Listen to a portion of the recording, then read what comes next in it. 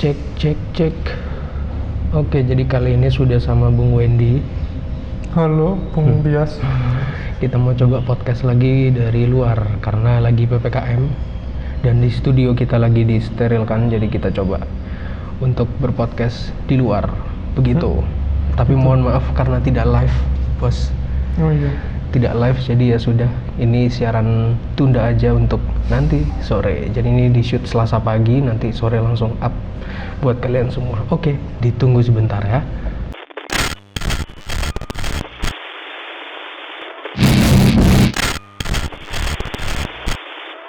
Oke, Bos, kita lanjut ya. Tadi sempet aku bilang kalau kita nggak live di studio langsung, jadi kita langsung coba di sebuah tempat lah ya, intinya begitu. Dan di sebelahku ini ngobrol apa kali ini bareng Mas Wendy. Dia sebelumnya pernah juga, tapi nggak di ngobrol apa ya, Wendy, dulu.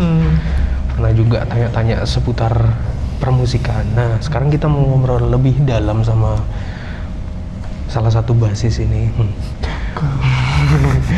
Dia salah satu basis yang terkenal di Malang, guys. Begitu. Nah, boleh nggak perkenalkan diri dulu, terus pernah tinggal di mana aja dan sekarang di Malang, bagaimana keadaannya? Halo, sobat ngobrol apa? Sobat. Nama saya Wendy Dian Sunarto. Sekarang usia 18 tahun. 18 dari mana, Bro? 27, baru masuk ke 27 tahun. Sekarang saya stay di Malang. Sebelumnya sempat di Batu juga selama berapa tahun kemarin? 6 tahun. 6 tahun ya? 6 tahun. Terus sekarang memutuskan pindah di Malang karena lebih banyak kegiatan di Malang sih sebenarnya. Daripada di Batu? Daripada di Batu. Kalau di Batu kegiatannya ngopi, jajan gitu. Boros akhirnya? Iya, boros akhirnya. Sekarang di Malang sama juga boros. Sama boros ya, oke. Di Batu dan di Malang. Terus kalau sebelumnya pernah di mana aja, Bro? Kalau domisili asli, maksudnya orang tua, sebenarnya sekarang di Bondowoso. Bondowoso ya? Tuh, di Bondowoso. Jadi keluarga, adik, kakak semua di Bondowoso sekarang. Jadi saya di sini termasuk sebagai seorang perantau. Perantau gitu, Pak. Iya. Terus apa yang membuat pertama kali ente ada di Batu atau di Malang? Yang pertama sampai di sini. Dulu karena ini sih, cemplung aja sih. Jadi ada tawaran kerjaan untuk Mas waktu itu, untuk kakak. Dari kakak? Ya, kakak. Jadi ditawarin kerja di properti gitu. Terus akhirnya aku waktu itu nganterin aja sih sebenarnya, nganterin sampai pada akhirnya dirayu-rayu sama kakak untuk join. Jadi belum siap baju, belum siap kendaraan segala macem. Ini ya udah ikut kerja daripada di Bondowoso. Nggak ngapa-ngapain. Nggak ada kegiatan segala macem. Berarti itu lulus SMA? Setahun setelah lulus SMA. Oke, dan akhirnya nerus ya? Ya, akhirnya nerus sampai kakak yang cabut duluan sekarang balik ke Bondowoso. Yang tetap merantau tinggal saya. Dulu kan ada adiknya juga ya, Indo juga sempat nyusul, itu juga udah tumbang.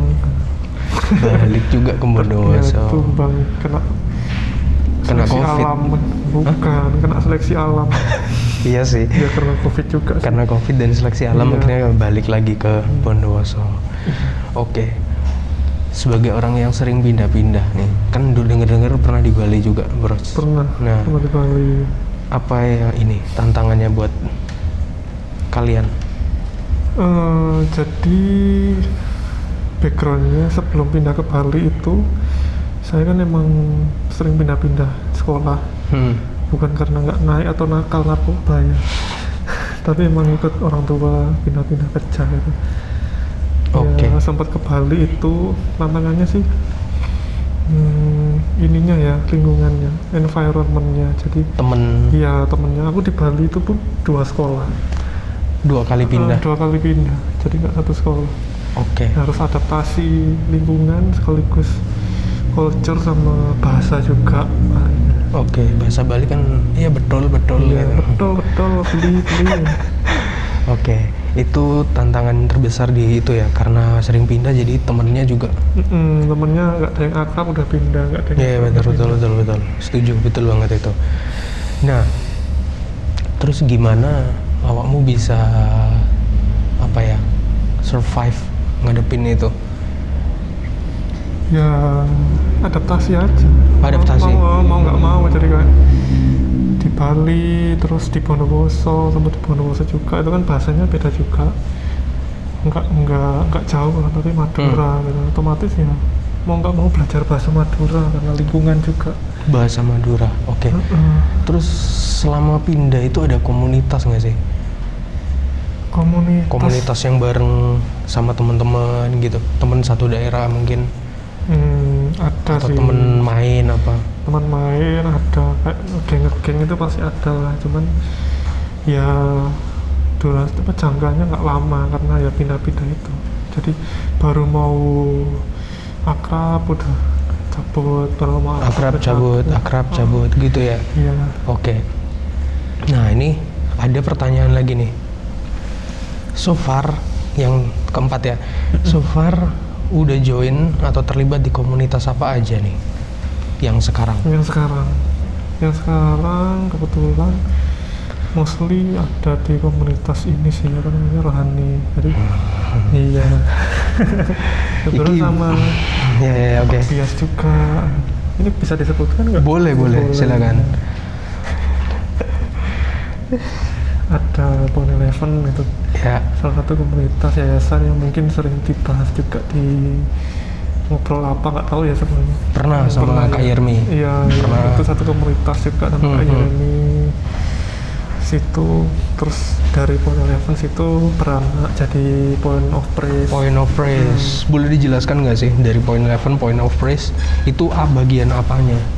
Kalau Point Eleven ini kan yayasan kayak Resminya gitu. resminya ya. Oke.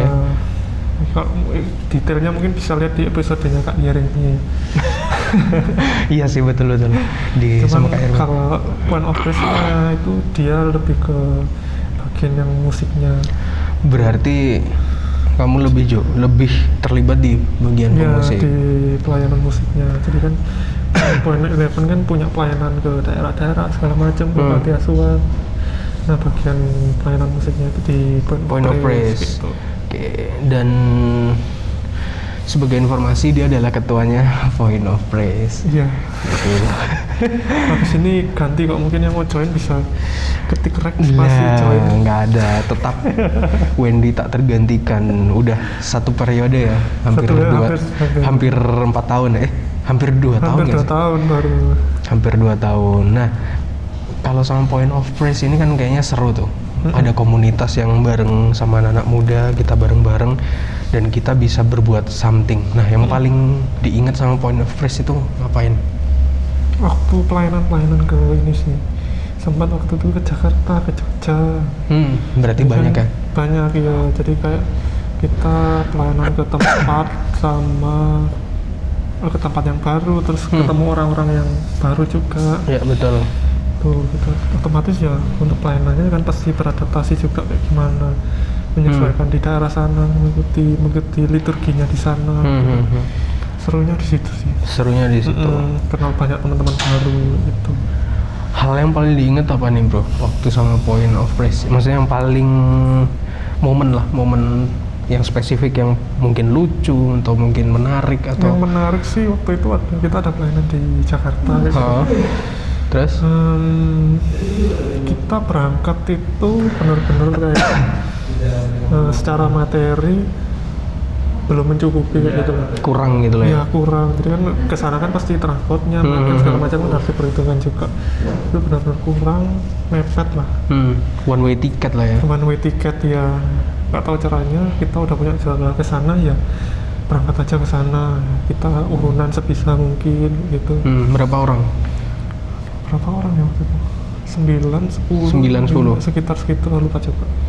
Oke, terus Setelah kita pelayanan, ternyata ada satu pelayan Tuhan juga, mereka melihat ya setelah melihat pelayanan kita kayak apa kesungguhannya, jadi kayak tiba-tiba untuk pulang, untuk akomodasi tempat tinggalnya, Konsumsi. konsumsi sampai biaya pulang Ditanggung. jadi kayak kita yang awalnya kebingungan gimana ini materinya, Rupanya ada. ya rupanya udah secara tidak terduga tercover semua. Ke cover berarti Iya. komplit ya, Komplit. komplit tanpa kurang sedikit pun ya. Justru malah sanggup. Sanggup. Kalau nggak salah kalian bawa Uniqlo deh pulang-pulang. Waduh, itu saya nggak Oh, nggak. kecipratan sih, Oh, nggak teman-teman yang- kecipratan. Ya. Ya, sayang. Nah, waktu itu bulan apa bro itu? Januari ya? Enggak. Desember Januari enggak ya? Enggak. Bulan apa ya? 2019 loh. Iya, 2019. 2019. Lupa aku bulan apa. Ya aku waktu itu nggak ikut, cuman waktu Iya. itu kurang berapa jam mereka berangkat masih sempat ngopi dulu kan kalau nggak salah. Sempat ngopi dulu gitu. Ngopi dulu. Belum zaman Covid itu. Oh iya jauh sebelum zaman Covid. Nah, sekarang kita nongkrong aja pakai masker. Protokol kesehatan. Betul, tetap hati-hati. Nah, balik lagi ke Point of Praise nih. Point of Praise itu berarti dia sebuah komunitas di bawah Point Eleven yang menaungi pelayanan musik anak-anak muda gitu ya. Oke. Menurutmu dampaknya apa sih buat kamu secara pribadi nih sebagai anak perantau? Pastinya ya sekaligus menjadi reminder tempat belajar juga sih. Jadi kan kalau di tempat asal yang bareng orang tua mungkin kita ibadah apa segala macam kan ada temennya, maksudnya ada barengannya sekeluarga gitu kan, nggak mungkin bolos juga. Kalau sebagai perantau kan kalau nggak ada komunitas itu kan mungkin Akhirnya itu ya malas-malas segala macem, nggak ada yang marahin. nggak ada yang marahin, bener. Kalau nggak ke gereja ya udah. Iya, dengan tergabung sama komunitas jadi ya ada pengingatnya juga, ada tempat belajarnya juga kayak gitu. Oke, jadi komunitas itu sebagai wadah yang apa ya, untuk bakatmu tuh Ya, dikeluarin di situ, tersalurkan. Di satu sisi juga sebagai reminder, benar ya? Benar sekali, pinter Pak Bias. Poin saya udah tersampaikan. Ini saya nggak perlu wawancara sebenarnya. Loh. Kan aku bertanya gitu, Oh, iya, bro, iya. biar lebih detail gitu-gitu. Nah, tapi ngomongin komunitas kan juga ada komunitas yang bukan akhirnya ya, malah berdampak kurang baik nih buat kita. Ada juga kan yang kayak gitu. Betul, Nah, pastinya. tapi kita bahas di sesi 2 aja yang itu, oke? Jadi sesi 1 kita udah bahas sedikit soal Wendy dan apa yang dilakuin sama Background-nya, komunitas, ya, background-nya. Nanti di sesi 2 kita akan bahas soal komunitas ini lebih dalam lagi. Oke, ditunggu aja.